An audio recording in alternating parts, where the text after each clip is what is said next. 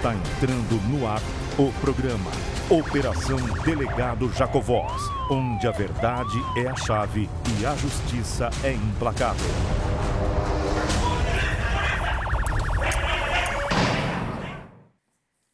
Ok, aqui no seu canal 10, a TV 10 de Maringá, o nosso encontro aqui de quintas e sextas-feiras, aqui no canal 10. Quintas-feiras, nós estamos aqui a partir das 20h40, né? E às sextas-feiras, a partir das 18h30, no seu canal 10, a TV 10 de Maringá. O programa é o Operação Delegado Jacovós. Aqui, como você sabe, meu amigo telespectador, minha amiga telespectadora, né? Você que nos acompanha o nosso trabalho, sabe que aqui nós vamos fazer o comentário que você não vai ouvir na Globo, no SBT, na Bandeirantes, na Record, porque lá, enquanto nos programas deles policiais, eles dizem que colocam especialistas em segurança pública, os especialistas de segurança pública da Globo, do SBT, da Record, né, da Bandeirantes, não entende quase coisa nenhuma de segurança pública, com raríssimas exceções. E quando entende, é aquele sujeito que nunca prendeu ninguém, nunca botou algema no braço de ninguém e se diz especialista em segurança pública, né? Aqui no Canal 10 tem o deputado delegado Jacovós, né, que tem curso, né, até com o Mossad, que é o Serviço Secreto de Israel, que eu fiz lá em 2002. Tá? 2002 eu já fui lá visitar a faixa de Gaza. Essa faixa de Gaza aí que vocês estão vendo, que a Israel lá para de soltar bomba em cima lá para acabar com os terroristas do Hamas, eu fui lá em 2002 fazer um curso, indicado pela Polícia Civil do Paraná por ser o delegado de melhor atuação aqui no interior. Foram indicados 2 delegados, tá, para ir fazer esse curso lá em Israel. Eu iniciava a minha carreira, quer dizer, minha carreira iniciou como delegado de polícia em 1994, quando assumi a delegacia de Sarandi, mas eu já havia ingressado na Polícia Civil em 1986 como escrivão de polícia. Então já tinha experiência como escrivão de polícia. Eu me ralei muito, vamos dizer assim, para fazer o vestibular na UEM, para passar no curso de Direito Noturno, porque naquela época, 1986, 87, a única faculdade de Direito que tinha em Maringá era a UEM. E para passar no curso de Direito da UEM, você concorria, eu me lembro como se fosse hoje.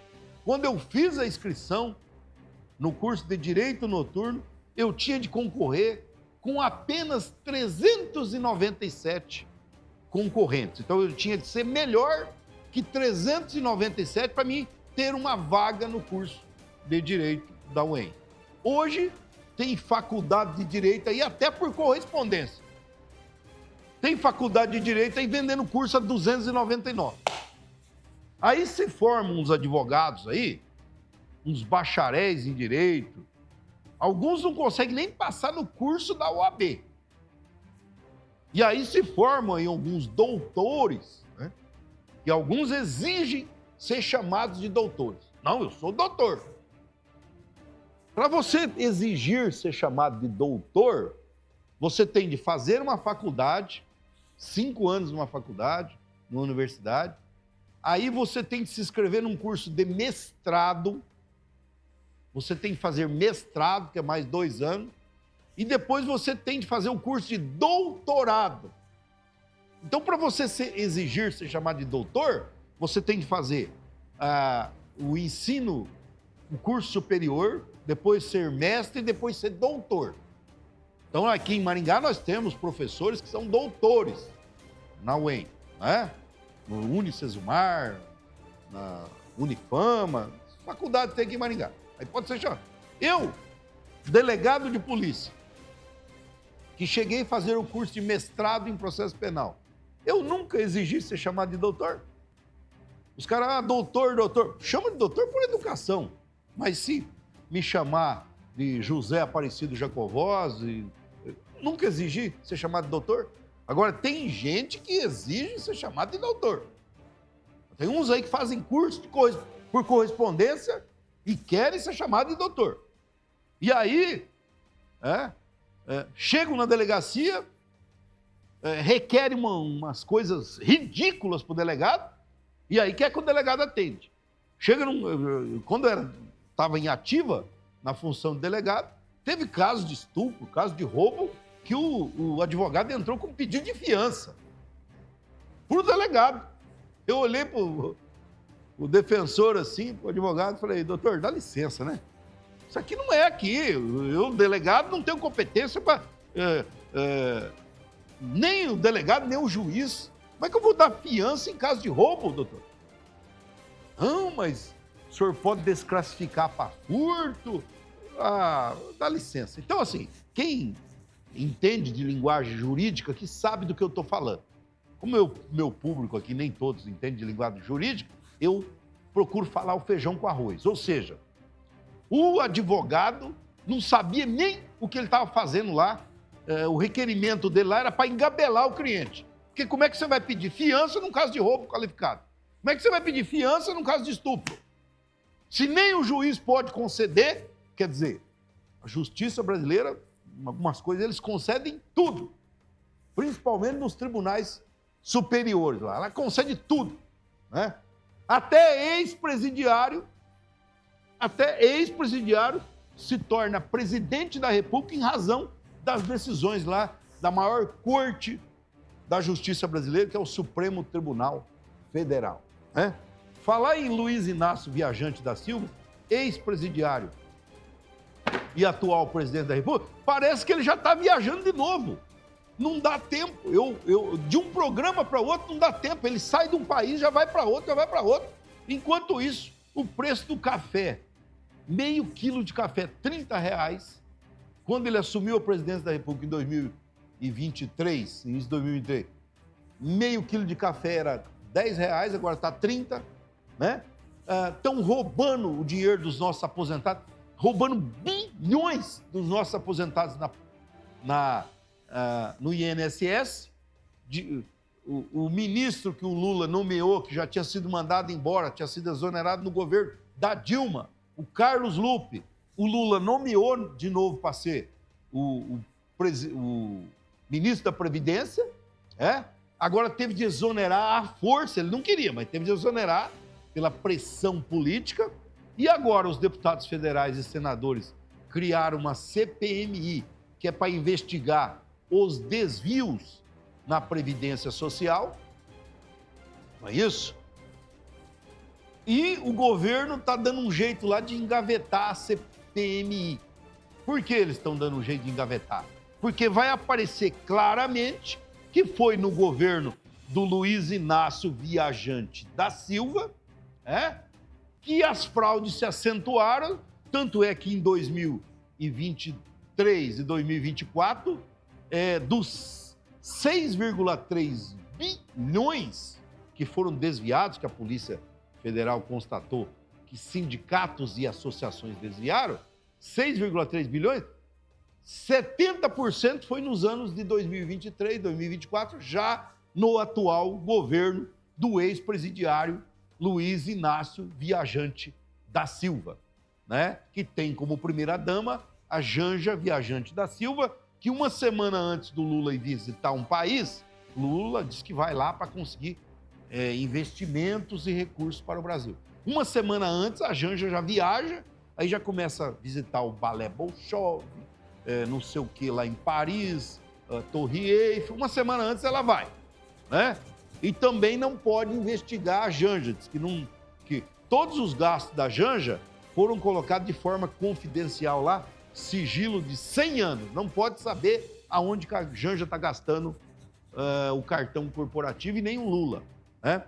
Eu me lembro que teve um debate com a presidência da República e o Lula ficou questionando o Bolsonaro, disse que o Bolsonaro colocava sigilo no cartão corporativo, né? E não sei o quê, e questionava.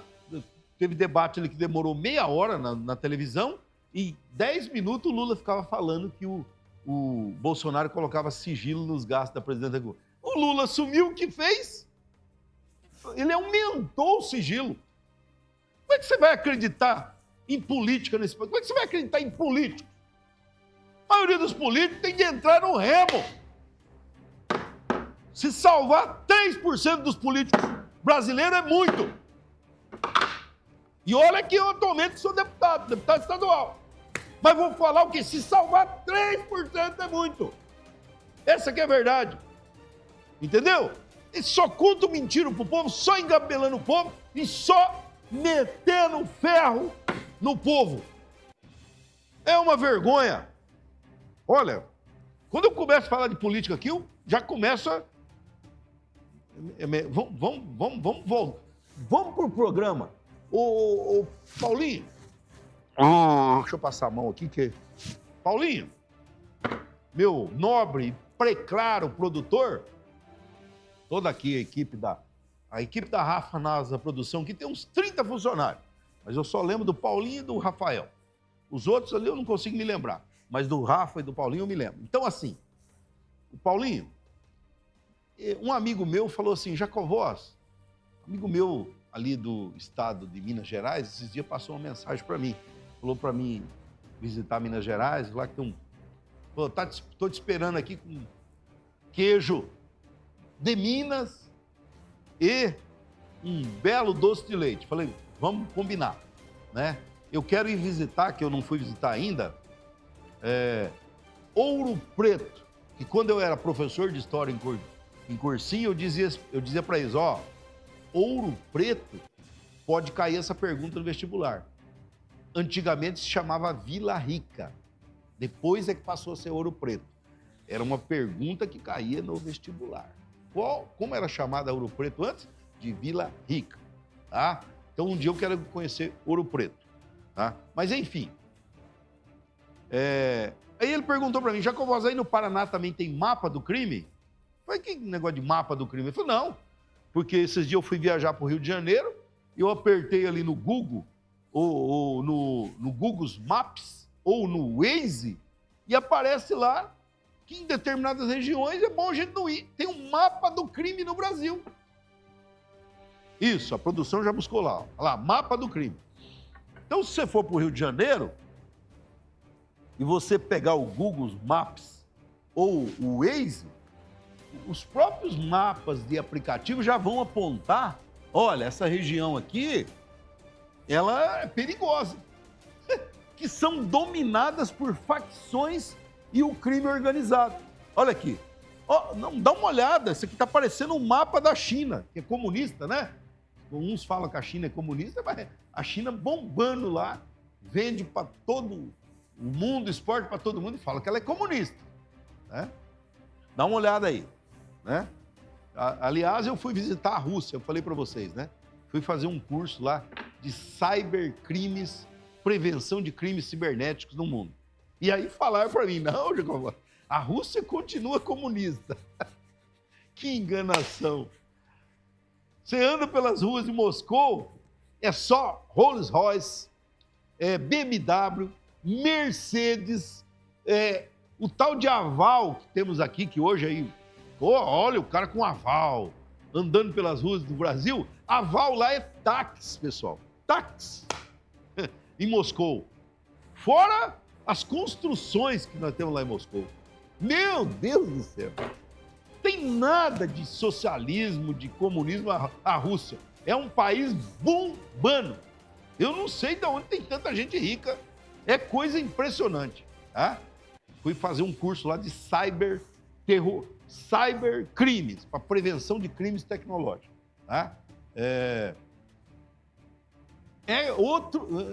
Eu digo assim, não tem capital da Europa hoje que seja igual à capital Moscou. Não tem para ninguém. Você entra dentro dos metrôs que cobre toda a capital, é uma capital de 11 milhões de habitantes. Entra dentro da capital na linha de metrô, você entra, parece que você está andando no shopping aqui no Catuaí.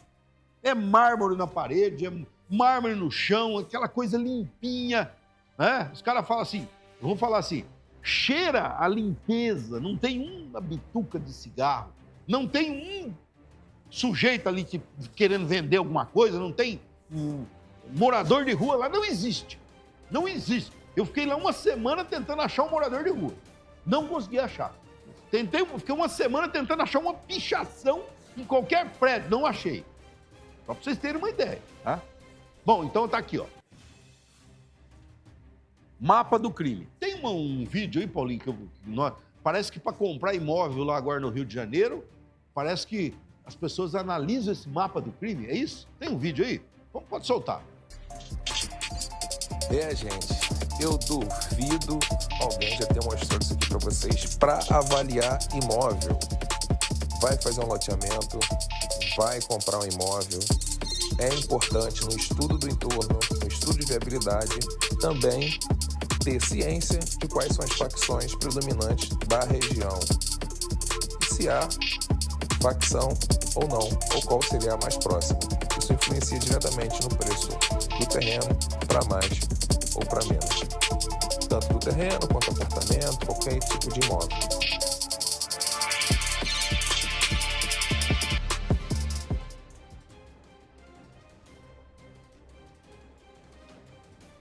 Então vejam bem, isso aí é um corretor de imóveis dizendo que para comprar imóveis lá na capital do Rio de Janeiro, né, São Sebastião do Rio de Janeiro, que quando montou a capitania hereditária do Rio de Janeiro, né, lá na época do Império, era São Sebastião do Rio de Janeiro. Né? Então, você tem que fazer uma análise agora, tem um mapa lá, ó, aqui é dominada pelo Comando Vermelho, aqui é dominado pelo PCC, aqui é dominado pelo Escambau, aqui é dominado pelo Terceiro Comando, aqui é dominado pelo... Olha, é uma vergonha um país onde tenha tanto crime organizado, tantas facções criminosas. Então, você veja bem, isto é o Rio de Janeiro.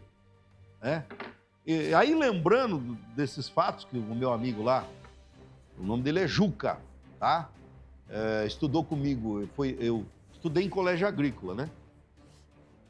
E estudei em Santa Mariana, estudei em Apucarana, colégio agrícola. E esse Juca é um técnico agrícola formado, quando ele se formou, foi lá para Minas Gerais, o Juquinha. E ele, muito bem lá, depois ele fez o curso de agrônomo lá em Minas Gerais e tá rico lá hoje, né, Juca? O Juca passou uma mensagem para mim. Vem cá, Jacó, vem conhecer aqui, né? Minas. Eu nunca tive a oportunidade de ir lá na cidade onde ele está, que é Uberlândia, né? Mas irei. Viu, Juca? Anota aí que eu irei. Bom, e aí o Juquinha fez uma brincadeira. Ele falou, se o Paraná estava assim. Não, Paraná, aqui não tem vez para o crime organizado. Aqui, a polícia civil, a polícia militar, a polícia penal, se os caras virem para o enfrentamento, nós chamamos o ML e já mandamos levar embora. Né? Aí me lembrei, quando eu cheguei em Apucarana, em 2013, primeiro eu fui consertar lá Campo Mourão. Campo Mourão estava uma zona lá. Cheguei lá em 2009. Eu estava em Guaíra. Me mandaram para Guaíra. Olha aqui, olha só. O Jacovós ficava resolvendo problema onde ninguém resolvia, mandava eu. Eu estava em Cornélio Procópio, fui para Cornélio Procópio. Deu uma ziquezira lá, mandaram eu para Cornélio Procópio, que era para resolver. Cheguei lá em Cornélio Procópio, falei, primeira coisa que eu fiz em Cornélio Procópio foi fechar a zona lá também. Cornélio. Quem é de idos aí de 2000, vamos ver, quando foi que eu fui para Cornélio? 2008, isso. 2008 em Cornélio Procópio. Eu estava resolvendo um problema lá na fronteira com Santa Catarina, União da Vitória. Eu era delegado-chefe ali de 15 municípios de União da Vitória. Divisa ali com Porto União. Sabem do que eu estou falando, né? Aí teve uma operação lá que tinha de prender 12 fiscais da Receita Estadual. Eu fui para lá. Metemos fiscais, tudo em cana. Chama Operação Contestado, 2008. Pode procurar aí. Operação Contestado. 2008, União da Vitória. Ficava ali uns fiscais da Receita ali, pedindo propina ali na fronteira, ali com o Porto União. Todo mundo em cana. Aí mandaram o Jacovós. Fiquei lá, pá, União da Vitória, resolvi o problema. Aí deu um BO lá em Cornélio Procópio. Ó, Jacovós, ó, secretário disse que você tem de ir para Cornélio Procópio. Fui para Cornélio Procópio. 1 ano, Cornélio Procópio sem homicídio. Coloquei todos os traficantes possíveis na cadeia. 1 ano, Cornélio Procópio sem homicídio. Aí estourou uma bronca lá em Guaíra. Vocês lembram? Saiu o Jornal Nacional, tal. Teve uma chacina lá, mataram 15 pessoas numa chácara e mataram até o papagaio, atiraram no papagaio, como se o papagaio fosse fazer reconhecimento dos bandidos. Atiraram no papagaio. Aí, ó, Jacovós, o secretário quer que você vá para Guaíra para resolver a bronca lá da chacina. Vai o Jacovós para Guaíra. 2008, ali, depois de 2008. Aí fomos lá, metemos todo mundo em cana, os caras que tinham... Apesar que lá em Guaíra, né, os 15 que morreram, o pessoal não falava que era chacina. Falava que era que era faxina, porque era tudo bandido também. Só o papagaio, que mataram o papagaio, que eu acho que, não, que era inocente. Aí prendemos também os caras que cometeram a chacina, que é bandido também. Aí ligam para mim, Jacovós, resolveu o problema em Guaíra? Ó, estamos com problema em Campo Mourão. A cidade está extremamente violenta. Em 6 meses lá em 2009 já mataram 50. O secretário disse que é para você ir para lá. Vou também, não tem problema. Eu preferia ir para onde a coisa estava feia, que daí eu limpava, aí falava assim, ó, quem resolveu? O Jacovós. Entendeu? Eu não queria moleza. Manda, coisa tá feia, chama eu. Pode chamar aqui, ó. Tá? Aí, né, lógico, eu levava uma equipe também que não era desmamado com guarapa. Vou lembrar aqui do meu superintendente, o Ney Capilas, que hoje é advogado em Maringá, mora ali na Chácara Zaúna, né, Ney? Fomos para Guaíra, de Guaíra nós fomos para Campo Mourão, não é isso? E o Ney já sabia como eu trabalhava, né? Doutor Romualdo nos acompanhava, né? Doutor Romualdo nos acompanhava apenas como companhia, sim, tal. Óbvio que a gente quase não o utilizava, né? Não era necessário, era só mostrar o doutor Romualdo, tá?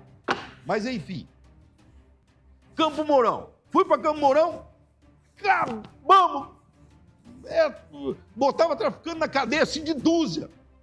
Teve uma vez que eu fiz uma operação lá, vocês veem essa operação de hoje, né? É helicóptero, é não sei o quê, chama a ONU, chama o helicóptero, e é policial. No final lá prende 1 ou 2, aprende 50 gramas de maconha. Eu fiz uma operação em Campo Mourão, eu prendi 27 traficantes lá. Num único dia, operação, óbvio, nós estávamos ali na escuta, ali, no grampo telefone, eu mandei intimar os 27 na delegacia. A hora que eles chegaram na delegacia, estranharam, né, os advogados, mas por que o Jacovós... A hora que bobearam, está todo mundo preso, está aqui os mandados de prisão, sem helicóptero, sem um fuzil, sem aquele barulheira toda, prendi 27 traficantes, tá? Inclusive, nessa operação, nós prendemos uma jornalista que ela trabalhava na Record, que ela passava informação para os traficantes. Foi todo mundo em cana. E no final que eu fiquei em Campo Mourão, fiquei uns 3 anos e meio, recebi o título de cidadão benemérito de Campo Mourão.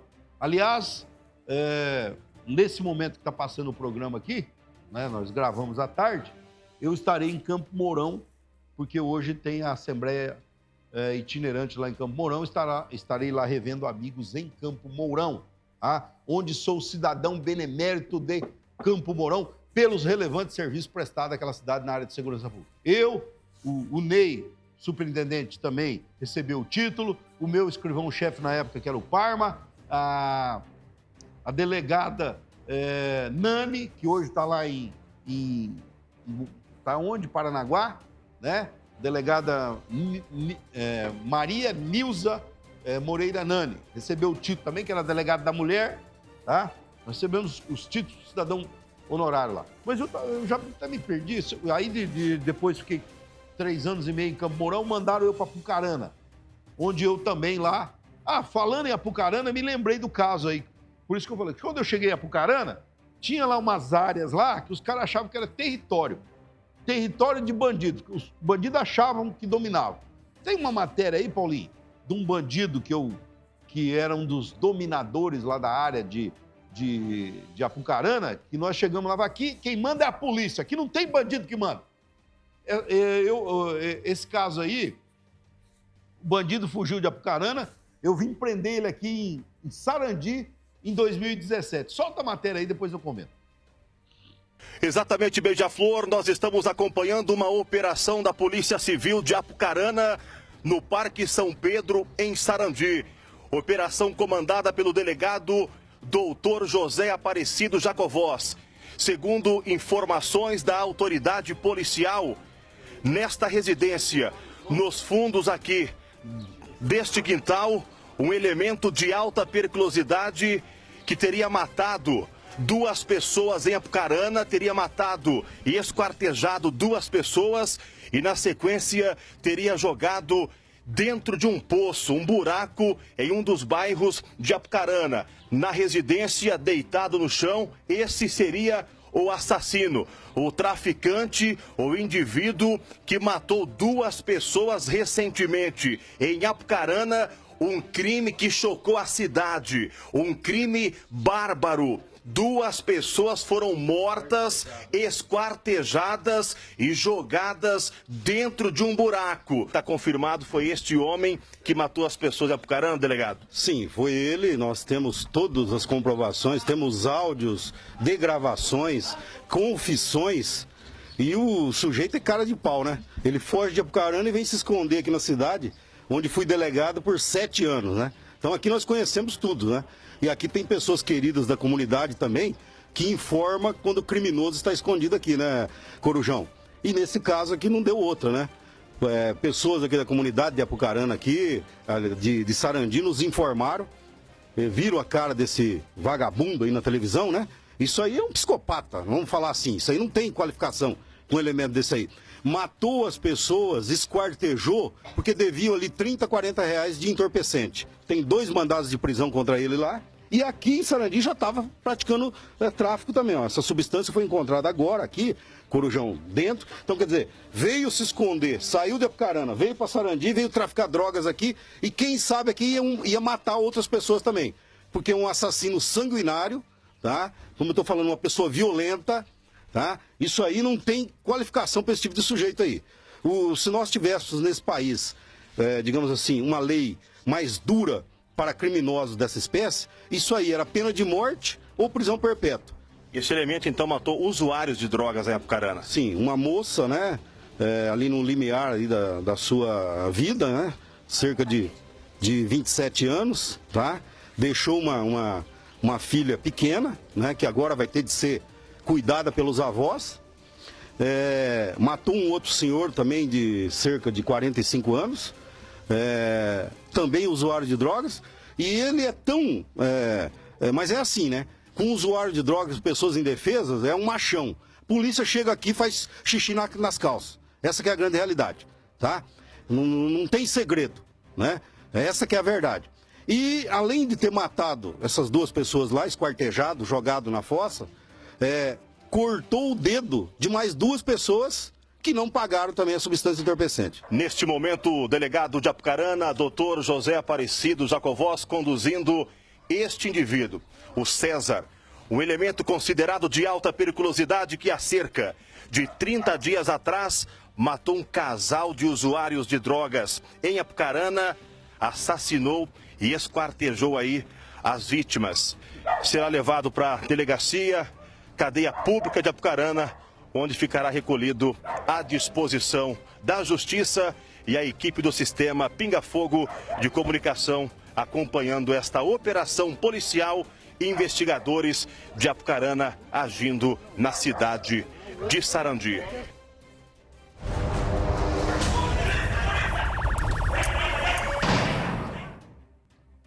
Por que nós buscamos essa matéria aí, né? Porque eu falava do crime organizado, que agora quando você precisa acessar o Google Maps ou o Waze lá no Rio de Janeiro, aparece os locais onde as facções criminosas dominam.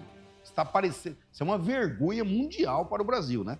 Chega um estrangeiro aqui, quando ele acessa o Google Maps ou o Waze, aparece onde as facções criminosas dominam no Brasil. Quer dizer, o Estado brasileiro, a polícia brasileira, o governo, a Secretaria de Justiça, o Ministério da Justiça, que deveriam acabar com essas organizações, é uma vergonha para o nosso país, né? Mas aí, quando eu cheguei em Apucarana, esse traficante aí, o César, ele dominava ali uma região ali, uma área ali de Apucarana, mais vamos colocar ali, Zona Norte, esse aí. Que o César, ele era o chefão ali, né? Ele dominava tudo ali e com outros vagabundos ali e dominava o território. Aí eu fui lá e falei, aqui não tem território. Aqui quem manda, se tem alguém que tem de mandar nessa cidade é o prefeito da cidade, o secretário, a polícia, o juiz, o promotor. Aqui bandido não manda, tá pro caramba, tá? Fiz o levantamento, né? Descobri como agia, de que forma agia, quem que eram os seus braços. E aí botamos no grão, né? Aí deu certo, assim, em determinado momento desaparece uma moça e a mãe me procura, fala, doutor Jacovós, minha filha está desaparecida, usuária de drogas e tal, né? E comprava lá na região da Vila Rica. Falei, tá, já sei quem é o traficante lá. Pode continuar com as imagens, Paulo? Mantém as imagens que eu vou falar mais sobre essa matéria, né? E aí, nós estávamos com eles no grama, aí descobrimos que a menina já estava morta, né? Não falei de imediato para a mãe, eu só falei, olha, estamos investigando a quadrilha, né? Realmente a sua filha foi comprar drogas lá, só que nós sabíamos que eles tinham matado e enterrado, mas nós precisávamos primeiro descobrir onde tinham enterrado. Então não falei de imediato para a mãe, né? Esse traficante aí, que eu vim prender depois em Sarandi, que ele fugiu de lá, né? Nós descobrimos, numa determinada noite lá, eles desconfiaram que nós já estávamos com o crime solucionado. Esse é o traficante César. Foi condenado depois a 29 anos de cadeia, só num dos crimes que eu meti, que eu abri o processo e enfiamos o ferro naquele lugar aí, que eu não preciso falar, nas regiões dele, né? O ferro do processo que eu estou falando, não é outro ferro, tá? Enfim, 29 anos só num caso, certo? Então, assim, aí, mesma coisa, dominava uma área lá pro caramba. Então, quer dizer, a polícia tem lá, mas aqui não tem negócio de domínio de área, né? E aí, volta esse vídeo aqui que eu quero explicar algumas coisas, Paulo.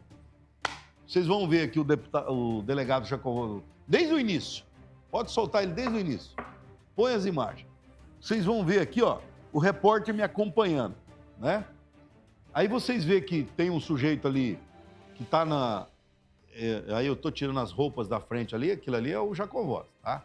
Aí o sujeito tá no chão, eu coloco ele no paredão ali. Esse aí é um dos que estavam ali auxiliando o César, mas é um pé de chinelo ali no mequetrefe. O César é esse que tá no chão ali, ó. Já tinha feito xixi nas calças. Mostra lá. Olha lá. Esse aí, ó, já tinha feito xixi nas calças. Ele chegou até a vomitar. Que a nossa chegada foi tão dura que ele tinha acabado de almoçar e ele vomitou. Isso aí foi num dia ali por volta de 14 horas, mais ou menos. Mas eu quero dizer o seguinte, é que mostra o repórter me seguindo ali, né? E dá a impressão que o Jacovós chegou lá só quando o caso já estava dominado, né? E quem estava na operação ali, o delegado Marcos estava na operação, que agora é o delegado titular lá de Campo Mourão, de Apucarana. O investigador Pará estava na operação, que era o meu superintendente. O investigador Nivaldo, o investigador André, que mora em Jandaia.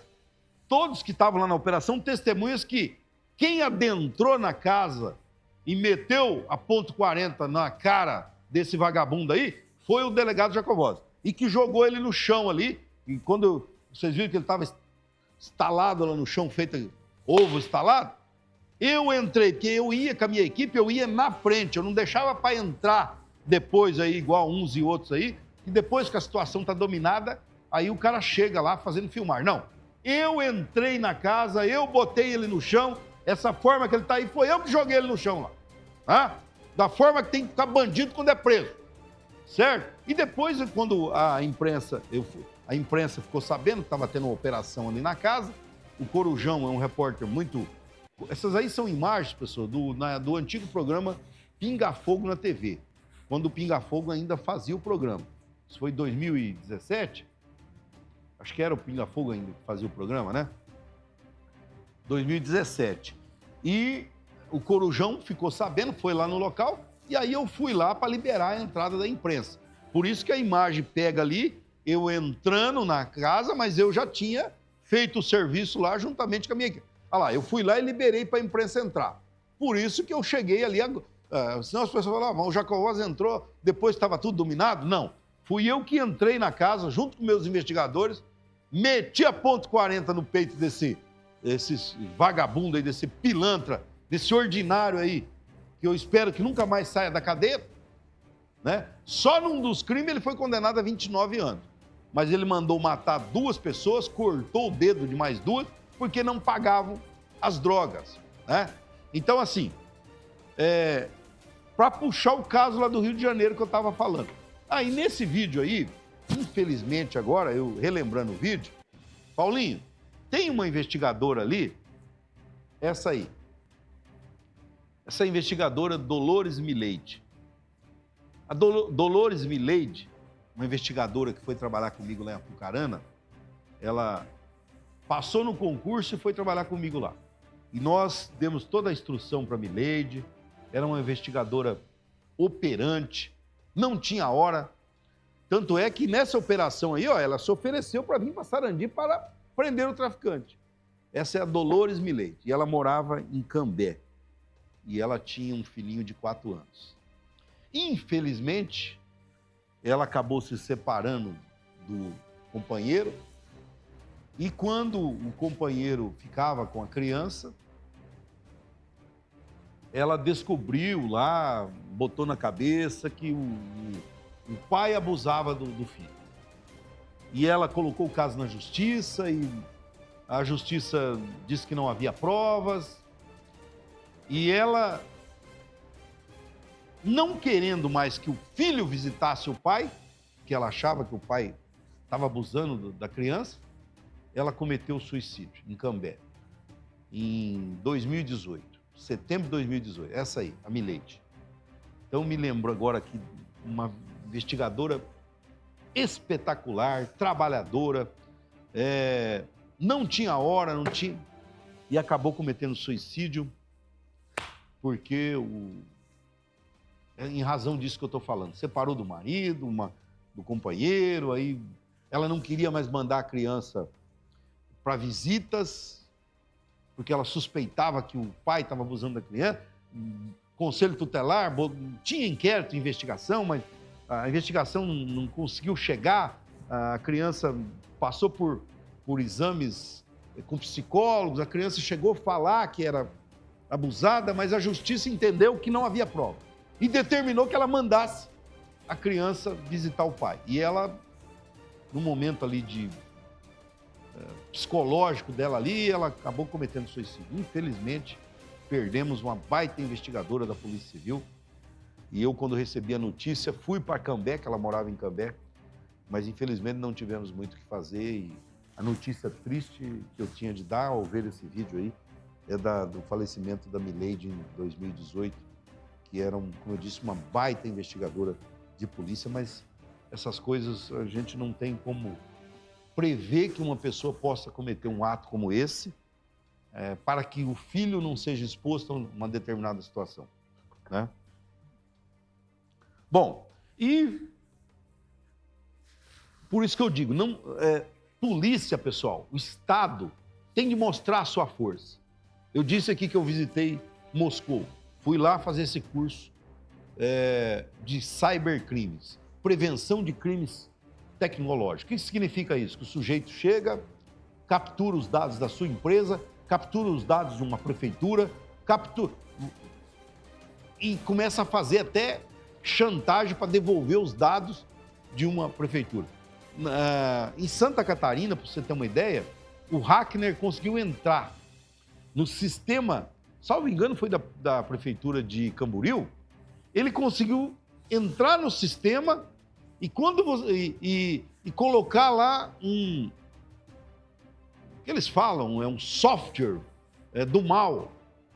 Ele colocou lá um software do mal, que quando você pagava o imposto na prefeitura de Camboriú, acho que foi lá, em vez do dinheiro ir para a conta da prefeitura, ia para a conta do hacker. É brincadeira o que os caras conseguem fazer hoje? Como os caras conseguem hoje produzir boletos falsos, saiu um curso lá que nós fizemos na Rússia. Aquele troço que está no meu ouvido ali, obviamente é um equipamento que você pode ouvir a tradução, né? Eles falam inglês, tinham chineses lá dando curso, tinha tailandês, tinha de vários países dando curso. Então você pega um aparelho que você consegue ouvir a tradução, obviamente, do que está sendo ministrado lá no curso. É o maior evento do mundo, esse curso lá na Rússia, é o maior evento do mundo de prevenção de cybercrime. Para você ter uma ideia, uma das empresas que participa lá do treinamento, ela sai no mundo vendo onde tem talentos, que são os hackers do bem, aí eles contratam esses hackers para combater os hackers do mal. Tá? A empresa faz isso. Brevemente estará aqui em Maringá um dos diretores dessa empresa e eles pretendem aqui em Maringá fazer uma seleção de possíveis, esses que têm realmente uma inteligência diferenciada nessa área de computação. Eles querem trazer uma escola aqui, tudo de forma gratuita, para tentar capturar talentos aqui em Maringá ou na região que consigam depois serem treinados para combater esses hackers do mal, que são esses que invadem sistemas tecnológicos de prefeituras, de governos, de grandes empresas, para capturar os dados e depois pedir resgate, vender os dados, etc. Né? E, como eu dizia aqui, falando lá em São Paulo, me parece que o prefeito, com a ação da Guarda Civil Metropolitana, está conseguindo acabar com a tal de Cracolândia lá, que ninguém conseguia acabar. Isso aí era Cracolândia, lá em São Paulo, a capital São Paulo. Depois que esse prefeito assumiu lá, o Ricardo Nunes, que é um prefeito que não quer saber de dar... lá não tem moleza para vagabundo. Tanto é que ele instalou um sistema de câmaras lá de reconhecimento facial. Vou fechar nessa aqui agora. Esse sistema de câmaras lá de reconhecimento facial já possibilitou a captura lá de mais de 1.000 bandidos que tinham mandado de prisão.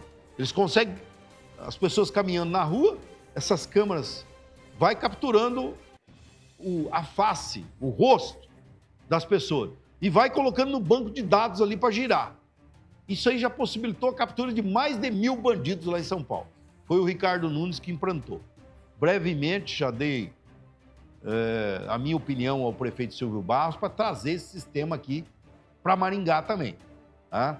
Para colocarmos aí essas câmeras na cidade de Maringá. O prefeito de Sarandi também pode fazer em Sarandi, o prefeito de Apucarana, Rodolfo, pode fazer lá, o de Campo Mourão, o Douglas Fabrício pode fazer, o de Paissandu pode fazer, o prefeito Ismael, o de Nova Esperança, o Eduardo Pasquini, enfim, quem quiser botar esse sistema para capturar bandidos que estejam soltos na cidade, esse é um belo sistema de reconhecimento facial de criminosos, tá? E o delegado Luiz Alves estava comigo nesse curso lá na Rússia e já trouxe também dados de algumas empresas que operam com esse sistema para instalar aqui em Maringá de uma forma bem pontual para que nós possamos. Mas falando em situações... Então eu dizia que lá em São Paulo está se acabando com a tal de Cracolândia, porque o prefeito lá está botando a guarda municipal para agir com rigor contra bandidos, né? E, olha lá, ó, ele mostrou as imagens da Cracolândia lá, agora está mostrando imagens da Guarda Civil Metropolitana botando os usuários para correr. Aqui não, aqui é território do povo, a cidade é do povo, de bem, não é de bandido. Ah, olha aqui, ó, isso aqui era a antiga Cracolândia. Ah, isso era a antiga Cracolândia. Como que era? Quem que ia passar numa rua dessa? Impossível, né? E como está atualmente? Agora, como está atualmente? Veículos circulando, pessoas caminhando. Então, assim, as atuações da Guarda Civil Metropolitana de São Paulo. Quando eu era ainda em abril de 2024, Jacovós era pré-candidato a prefeito de Maringá. Eu fui entrevistado em alguns órgãos de comunicação e, lógico, como sou oriundo da Polícia Civil, delegado e tal, perguntava, Jacovós, como é que você vai fazer para resolver esse problema dessa vagabundagem aqui nas ruas de Maringá? E eu, numa das entrevistas que eu dei, eu falei, isso aí para mim é o mais fácil que eu tenho. Se eu for um dia prefeito de Maringá e eu for administrar Maringá, isso aí é o mais fácil que tem para mim.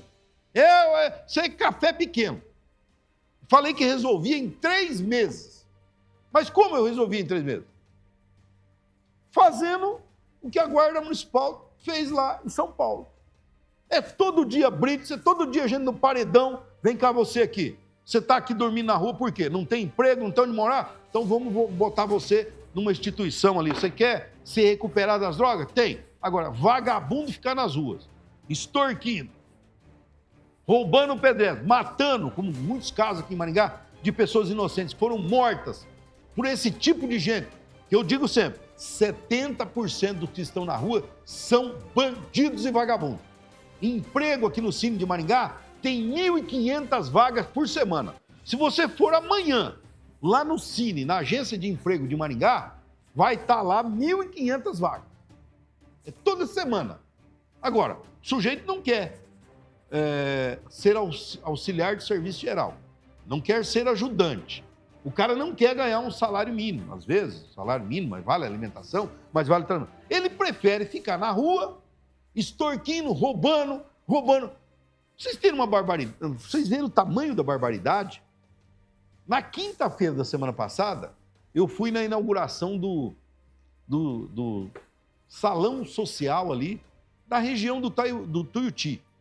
Centro social, salão comunitário. Uma festa bonita, estava lá o padre, toda a comunidade, tá? No Tuiuti. Fica ao lado do restaurante popular, ali naquela praça, onde tem um restaurante popular, ali na região do Tuiuti. Estava lá, eu, a vice-prefeita Sandra, o prefeito, lideranças comunitárias. O salão foi inaugurado, para vocês terem uma ideia, professor, numa quinta-feira. Salão para atender a comunidade, quem quer fazer um casamento, quem quer fazer um batizado. O salão ficou espetacular. Eu olhei lá e falei, mas que local espetacular. Foi inaugurado na quinta-feira. Na sexta-feira, os ladrões entraram lá e roubaram toda a fiação. Toda a fiação. Então, assim, e aí o prefeito de Maringá deu uma declaração que gente que estava fazendo aquele tipo de coisa, mas falou assim em tom de... que gente que fez aquilo com a comunidade tinha que levar uma surra. Pois não malharam o prefeito de Maringá, o Silvio Barros, esses esquerdopatas comunistas? Nossa, como que o prefeito pode falar que quem roubou lá o salão comunitário merecia uma surra? O prefeito não é de violência, o prefeito é da paz, é uma pessoa... Ele falou ali no momento, assim, do discurso que ele fez, na entrega das armas para a Guarda Municipal. E aí, malharam o prefeito. Nossa, o prefeito pregando violência. Meu Deus do céu. Que é isso? Ainda bem que eu fiz uma composição com o Silvio Barros. Obviamente, a Sandra Jacovosa, a minha esposa, foi a vice-prefeita eleita. E eu não me candidatei a prefeito de Maringá. Porque se eu me candidato e eu me torno prefeito, eu ia falar, eu não ia falar igual o prefeito Silvio falou, não, que tinha levar uma surra. Eu ia falar que tinha levar uma camaçada de pau com o doutor Remoaldo. Porque foram lá e roubaram, inaugurou o salão comunitário para a comunidade poder fazer uma festa de aniversário, fazer um evento, reunir a comunidade. Inaugurou na quinta, roubaram o salão comunitário da Tuiuti, inaugurou na quinta, roubaram na sexta-feira. E o prefeito não pode ficar indignado. O prefeito não pode falar que, gente... Aí estão tentando dizer que não, que o prefeito falou que tinha de levar uma surra, essas anjinhos aí, que alguns ficam taxando de anjinho, que depredaram o abrigo onde eles moravam, onde eles tinham motorista, 4, 5 refeições por dia, motorista para levar para a escola, trazer para a escola, roupa lavada, cobertor, ar-condicionado. E as crianças anjinhos quebraram tudo lá no abrigo, tiraram do abrigo, levaram para um outro local ali, parece que levaram ali para a vila, ali do lado ali do Vila Olímpica. Os anjinhos, as crianças foram lá e quebraram tudo também. Agora tiraram da Vila Olímpica, levaram para não sei mais aonde. Ah, tá de brincadeira. E eu falei aqui no outro programa que meu pai me educou, né? Eu era um menino meio rebelde, com uma cinta de couro. E falei, agora vem os lacradores aqui falar, não, Jacovosa, você foi ensinado com uma cinta de couro, seu pai era muito violento. Não, meu pai não era violento. Ele falava, isso aqui é o certo, isso aqui é errado, isso aqui é o certo, que tem hora para chegar em casa, a sua mãe não é escrava, a sua mãe coloca comida na mesa, tal hora é a hora que você tá. Se você chegar 8 horas da noite aqui, você não vai comer mais. Era assim que meu pai fazia, tá certo? E graças a meu pai, digamos que o Jacovosa foi um menino comportado depois, tá certo? Então, assim, agora, o que vamos falar? Não é a geração do meu pai que estava errado. Não é a geração daqueles, vamos dizer assim, que estava errado. Eles não estavam errados. Eles davam disciplina para nós. Nós, filhos, que somos os errados. Porque daí nós falávamos assim, meu pai me batia porque eu fazia anarquia, porque eu aprontava. Mas eu não vou fazer isso com meu filho. Com meu filho eu nem vou erguer a voz. Faça você isso. E aí nós estamos criando filhos que mandam nos pais, faz o que querem com os pais, bate nos pais, e uma geração mal educada. Então, o errado não foram os nossos pais. Pelo menos meu pai não foi errado, minha mãe não foi errado. Nós é que, na nossa geração, não vou criar meu filho assim. Não, o meu pai me dava uma cintada, jamais vou dar uma cintada no meu filho. Eu não estou nessa... Os meus filhos, na hora que eu tive de ensinar, eu ensinei. E graças a Deus são muito bem educados, nunca me deram problema. Agora, se gente dessa minha geração criou o filho com Nutella, aí perde o controle e não tem o que fazer. Tá? Agora, eu não sei como esses filhos que estão sendo criados agora, nessa geração Nutella, o que eles vão fazer com os filhos deles no futuro? Eu não sei o que vai acontecer. Bom, operação da Guarda Municipal, vamos aí, de Maringá. Maringá também não quer bandidos nas ruas. Esse é o delegado Luiz Alves, que foi indicação minha para a segurança pública de Maringá. Eu indiquei o delegado Luiz Alves, tá? Como indiquei ele também para a Secretaria de Mobilidade Urbana. E o delegado Luiz Alves e a Guarda Municipal tá agindo aqui em Maringá. Hoje mesmo teve uma operação, tem as imagens aí, Paulinho? Solta as imagens. Vamos lá. Aí, são as imagens, Guarda Municipal nas ruas, abordando vagabundos. Não são moradores de rua, vagabundos. Gente com tornozeleira, é esse tipo de gente aí, ó, que foi lá no salão comunitário da Tuiuti, ao lado ali do restaurante. Olha ali, ó. Transformando aquilo ali, ó. Os caras estão transformando ambientes públicos. Eles estão transformando botando barraca. Olha lá, ó. Ali, ó. Dá uma olhada no pé daquele ali. Dá para pegar a tornozeleira ali, Paulo? Olha lá, ó. Aí, ó. Esse tipo de gente tomando conta das ruas de Maringá. Tem lá 1.500 empregos no Cine, eles não querem trabalhar. Aí, ó, olha lá. Essa aí foi a reunião onde o delegado Luiz Alves preparou a equipe, né? Toda a Guarda Municipal, porque a Guarda Municipal de Maringá agora, que antigamente não era guarda, não era coisa nenhuma, a Guarda Municipal não podia agir. Com o prefeito anterior, a Guarda Municipal tinha de ficar dando docinho e chocolatinho para essa cambada de vagabunda que ocupa as ruas de Maringá, tá certo? Não, a Guarda Municipal com o prefeito anterior não podia usar nem arma. O prefeito Silvio Barros falou, pode. Agora, na última segunda-feira, entregou mais 40 armas para a Guarda Municipal.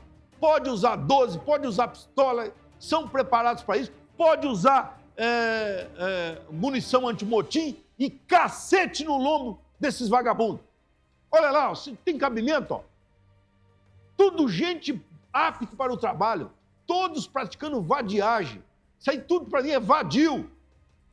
Tá certo? 70% vadios, não querem trabalhar.